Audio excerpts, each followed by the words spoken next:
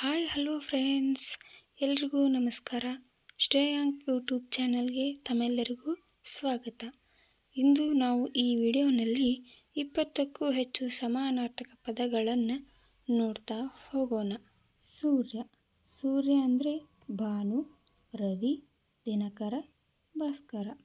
ದೇವ ಅಂದರೆ ಸುರ, ದಿವಿಜ. ಕಣ್ಣು, ನಯನ, ನೇತ್ರ, ಅಕ್ಷಿ.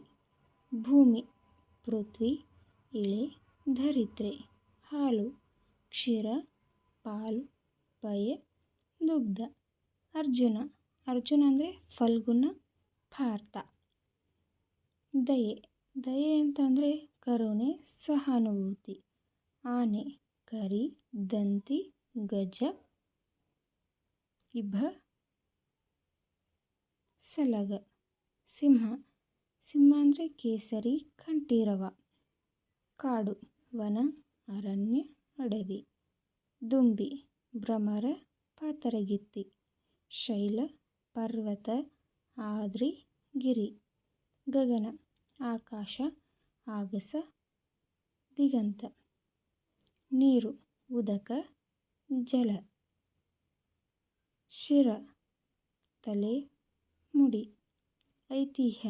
ಐತಿಹ್ಯ ಅಂದರೆ ಚರಿತ್ರೆ. ದೀಪ, ದೀವಿಗೆ, ಹಣತೆ, ಪಣತೆ. ಶಶಿ, ಚಂದ್ರ, ಸೋಮ. ಬೆಂಕಿ, ಅಗ್ನಿ,